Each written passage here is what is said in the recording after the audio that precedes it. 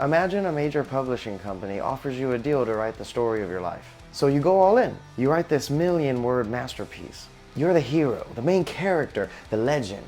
You saved the world, got the girl, beat Megatron, and somehow still had time to start a business. So you hand in the manuscript to the editor, and you're like, this is it. This is my story. But then he starts reading, and the more he reads, the more he cuts. Pages gone, chapters gone, whole storylines deleted. The parts that you thought were impressive, cut.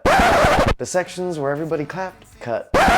And what about the chapters where you looked successful, but you still felt empty inside? Well, that's getting cut too. By the end, your million-word masterpiece is cut down to almost nothing. So then the editor hands it back with one note. I'm sorry, but there just wasn't enough substance to publish anything. Now, check this out. The publishing company is heaven, and the editor is Jesus Christ. In the book of Hebrews, chapter 12, verses 1 through 2, the scripture says, "Therefore we also, since we are surrounded by so great a cloud of witnesses, let us lay aside every weight and the sin which so easily ensnares us, and let us run with endurance the race that is set before us, looking into Jesus, the author and finisher of our faith, who for the joy that was set before him endured the cross, despising the shame, and has sat down at the right hand of the throne of God." So now we realize that Jesus is the author of our life and finisher of our faith.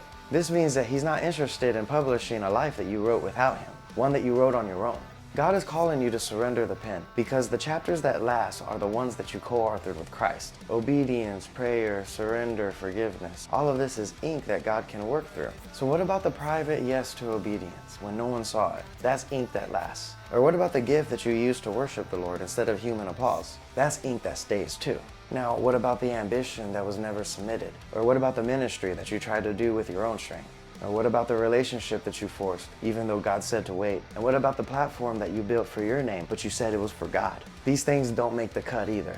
In the book of Revelations, chapter 21, verse 4, the scripture says, "And God will wipe away every tear from their eyes. There shall be no more death, nor sorrow, nor crying. There shall be no more pain, for the former things have passed away." So here's the question. Are you writing chapters that are going to pass away? Or are you going to write chapters that are going to echo in the kingdom of heaven for eternity? Because the world will applaud your draft, but only Jesus Christ decides what makes the final cut. And don't just ask God to bless your story, because remember, we don't tell God what we want and then tell him, "Here, bless this." When we surrender everything to Christ, our desires and prayers will be in conformity to God's will. Then when we ask in Jesus' name, the Father will be glorified. Don't write your own story, but have the faith to hand God the pen.